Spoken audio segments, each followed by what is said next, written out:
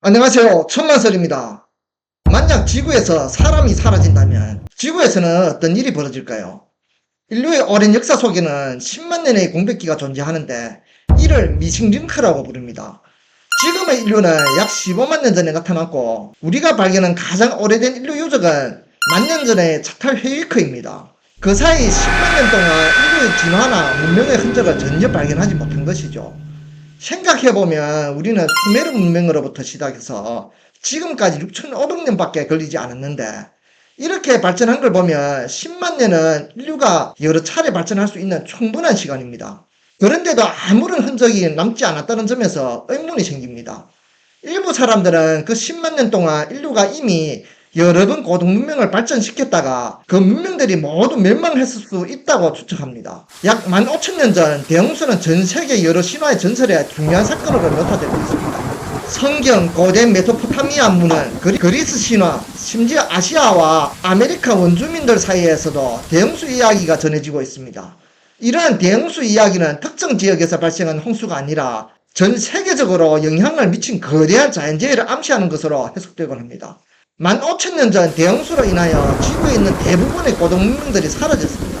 지금 우리 인류는 6,500년 전부터 다시 시작된 문명일지도 모른다는 것이죠. 하지만 이런 가설에는 의문이 있습니다. 만약 정말 고등 문명이 있었다면 그 문명의 건축물이나 첨단 기술 같은 것들이 왜 지금까지 아무런 흔적도 남아있지 않은 걸까요? 이런 것이 없다면 고등 문명이 있었다는 것을 어떻게 믿을 수 있을까요? 지금처럼 인류가 발전하여 고층 건물, 비행기, 탱크, 위성 등을 가지고 있는 상황에서 갑자기 인류가 사라진다는 가정하에 이런 것들이 모두 없어지기까지 얼마나 걸릴까요? 오늘은 이 가정하에 지구에서 모든 사람이 지금 이 순간 사라진다면 가장 먼저는 어떤 일이 일어날지 살펴보겠습니다. 동물과 자연은 그대로 있지만 사람이 없다면 가장 먼저 어떤 일이 일어날까요? 일단 모든 사람이 순식간에 사라지는 시나리오대로 진행한다면 몇 시간 안에 지구 전체가 정전될 것입니다. 본질적으로 모든 발전소와 발전장치들은 사람의 감독과 유지보수가 있어야 정상적으로 작동할 수 있습니다.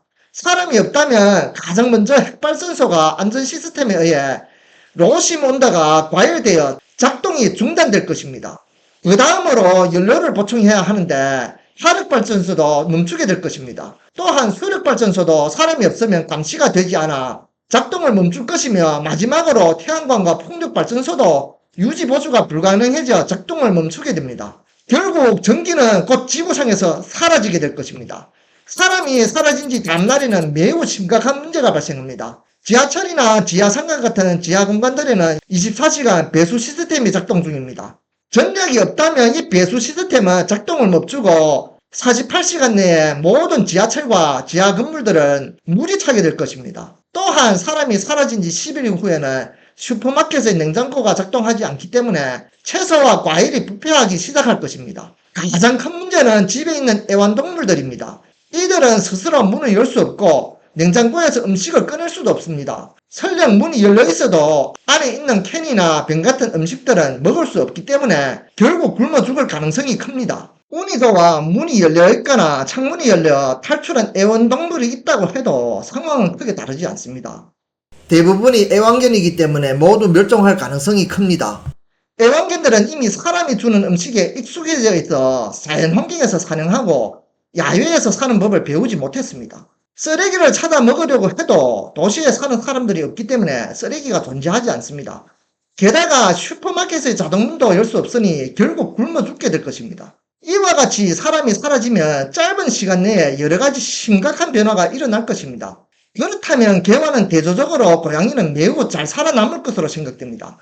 비록 고양이도 인간이 기른 거지만 고양이는 본능적으로 야생성을 가지고 살아가고 있기 때문에 평소에도 아파트 단지 주위나 주거 단지 주위에 많이 보기도 하죠. 그들의 본능적인 야생성이 바로 생존을 가능하게 합니다. 반면 의외로 사라질 동물 중 하나는 쥐입니다. 쥐는 생명력이 매우 강할 것 같지만 사실 인간 사회에 대한 의존도가 매우 높습니다. 인간의 남은 음식이나 쓰레기가 없으면 쥐는 거의 살아남기 힘들고 고양이의 주된 먹잇감이 될 것입니다.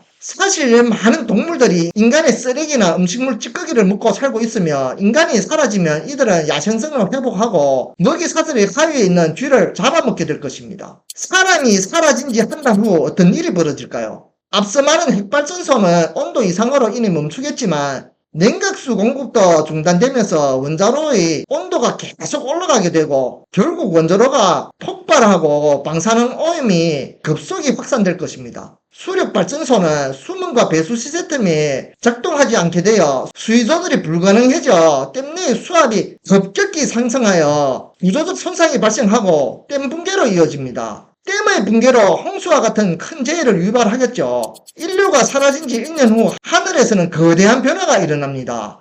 우리가 발사한 모든 인공위성들이 지구로 초락하기 시작하는 것이죠. 인공위성들은 관성만으로 지구 주위를 도는 것처럼 보이지만 실제로는 일정한 추진장치가 필요합니다. 하지만 이 장치가 더 이상 작동하지 않으면 위성은 점차 지구로 가까워지며 대기권으로 떨어지게 됩니다. 현재 지구 주위를 돌고 있는 인공위성은 약 14,000개에 달하며 인류가 사라진 지 1년이 지나면 하늘에서 14,000개의 유성이 떨어지는 것을 볼 수 있을 것입니다. 하늘뿐만 아니라 지상의 건물들에도 변화가 생깁니다. 비록 고양이와 개 같은 동물들이 인류가 없으면 살아남기 어려울지 몰라도 식물은 인류가 없을 때 더 잘 자랍니다. 조금의 바람과 흙만 있으면 식물들은 발아해 자라기 시작할 것이고 점차 건물의 벽을 타고 오르며 햇빛을 찾아 자라나게 됩니다. 곧 지면과 벽들은 모두 녹색으로 뒤덮이게 될 것입니다. 식물의 뿌리와 줄기는 매우 작은 틈새로 뚫고 들어가며 점차적으로 그 틈을 확장시키기 때문에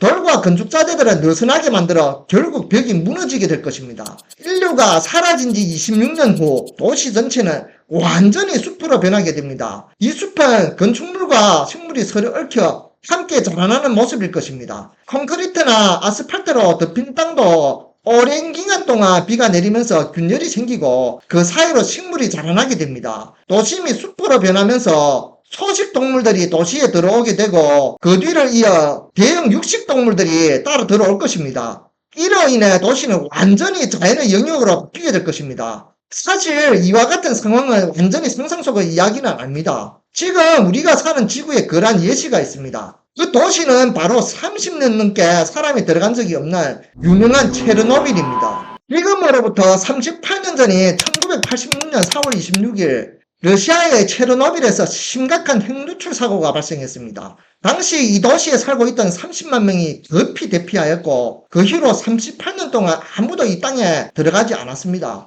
그렇다면 지금 이 도시는 어떻게 되었을까요? 한 다큐멘터리에서 체르노빌을 다뤘는데 체르노빌은 인류가 사라진 지옥이 아니라 동물들이 천국으로 변모했습니다. 전체적으로 자연이 회복된 모습을 보여주며 물론 인간이 지은 건축물들이 여전히 남아있긴 하지만 오랜 기간 사람이 유지보수하지 않았기 때문에 모든 건물이 잡초가 무성한 위험한 건물로 변했습니다. 조사에 따르면 체르노빌 내 동식물의 수는 일반 인간 거주 지역 주변의 동식물 수보다 10배 이상 많다고 합니다. 이를 통해 우리는 자연의 강력한 회복 능력을 느낄 수 있습니다. 또한 야생 동식물이 인간보다 방사선에 대한 저항력이 더 강하다는 것도 확인되었습니다. 실제로 체르노빌 사고가 발생했을 때 주변의 일부 식물과 동물이 죽긴 했지만 그 이후로 많은 동물들이 다시 그 지역으로 돌아와 큰 영향을 받지 않은 채 살아가고 있습니다. 다만 다큐멘터리에 따르면 인간은 여전히 그곳에 거주할 수 없으며 체르노빌은 이미 인간 문명이 없던 시절로 돌아간 상태라고 합니다. 아마 여러분도 한 가지 이상한 현상을 눈치챘을 건데 그렇게 깊이 생각해보지 않았지만 병원이나 학교 같은 폐허 건물을 보면 그 건물의 유리가 거의 전부 깨져 있는 것을 본 적이 있을 겁니다. 마치 누군가가 일부러 깨뜨린 것처럼 보이지만 사실 누군가가 가서 유리를 깬 것이 아닙니다. 우리의 건축 건물 모든 창문 유리는 밀폐 처리가 되어 있습니다. 건물 유리에 밀폐제나 밀폐본드를 사용하죠. 시간이 지나면서 이 밀폐 재료들이 노화되거나 딱딱해지고 수축되면서 유리를 점점 밀어내 깨뜨리게 됩니다. 한 장의 유리가 깨지면 공간이 생기면서 연쇄 반응이 일어나게 됩니다. 왜냐하면 한 장이 깨지면 내부와 외부의 기압이 달라져 나머지 유리들도 차례대로 깨지기 시작합니다. 게다가 유리가 깨지고 나면 건물 내부의 가연성 물질이 노출되어 번개 같은 극단적인 날씨로 인해 화재가 발생할 수 있고 건물이 모두 불에 타버리게 될 수 있습니다.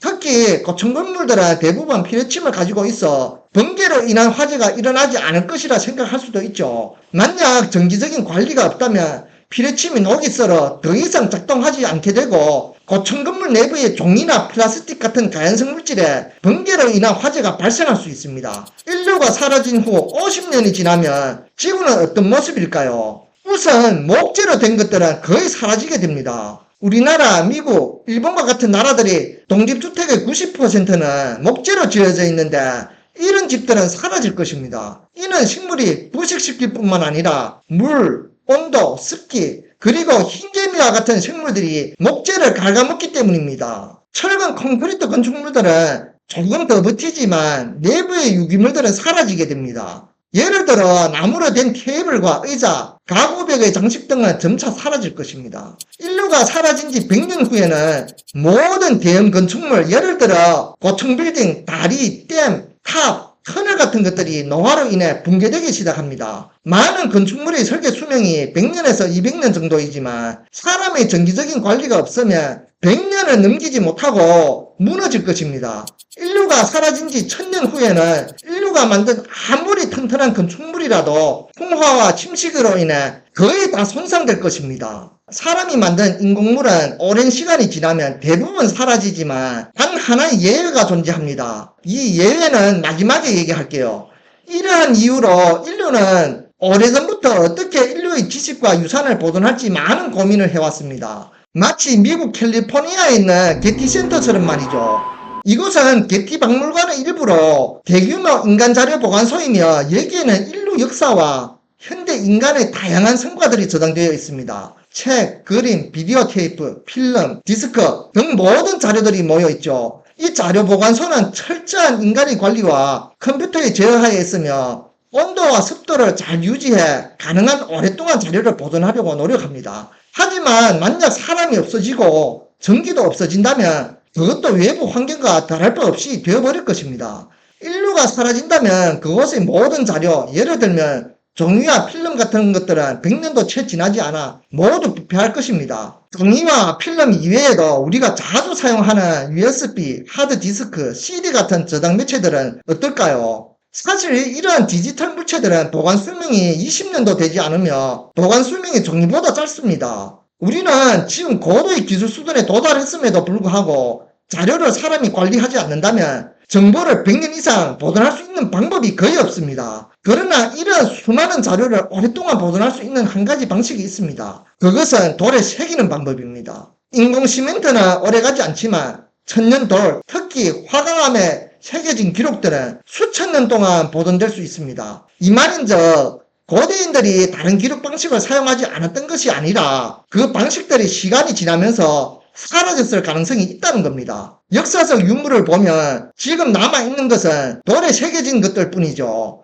그렇다면 그들이 돌에만 기록을 남긴 것일까요? 아니면 다른 기록 방식이 있었던 걸까요? 어느 쪽이든 수메르인이나 고대 이집트인들은 정말 대단한 사람들이었다고 생각할 수밖에 없습니다. 그들이 예전부터 이런 지혜를 가지고 있다는 것은 그들의 문명이 얼마나 발달했는지를 보여줍니다. 그들은 오직 돌에 새겨진 기록만이 수천 년 동안 변하지 않는다는 것을 이미 알고 있었다는 것은 미래에 대한 대단한 통찰력입니다. 아누나키의 역사를 새긴 석판에 대해서는 전에 올린 역사를 바꾼 돌이라는 영상에서 언급했으니 그 영상을 보시면 확인하실 수 있습니다. 그렇다면 그들은 어떻게 이 돌이 수천 년 동안 변하지 않는다는 것을 알았을까요? 아마도 그 이전 세대 사람들이 이런 돌에 기록을 남겼고 그 후손들이 그 기록을 보고 깨달은 것일 가능성이 큽니다. 마치 우리가 고대인들이 남긴 돌을 보며 이 돌만이 시간이 지나도 변하지 않는다는 것을 아는 것처럼 말이죠. 그렇다면 이전 세대는 어떻게 그 사실을 알았을까요?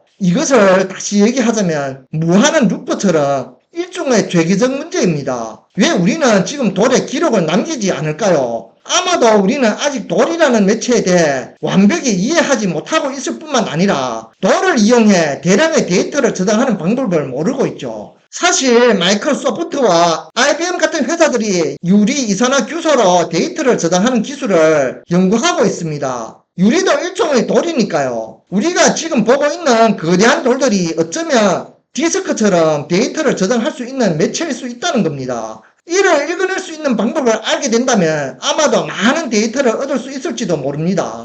인류가 사라지고 10,000년 후에는 지구는 완전히 자연으로 되돌아갈 것입니다. 그 모습은 아마도 아직 개발되지 않은 열대우림이나 남극과 같은 모습일 수도 있고 사막과 같을 수도 있죠. 이러한 광활한 대자연 속에서도 몇 가지 물체는 인류가 존재했었다는 증거로 남아있을 것입니다. 10,000년 후에도 확실히 남아있을 것으로 예상되는 것 중 하나는 피라미드와 스핑크스입니다. 또 하나 남아있을 가능성이 있는 것은 러시모어산 미국 대통령 얼굴 조각상입니다.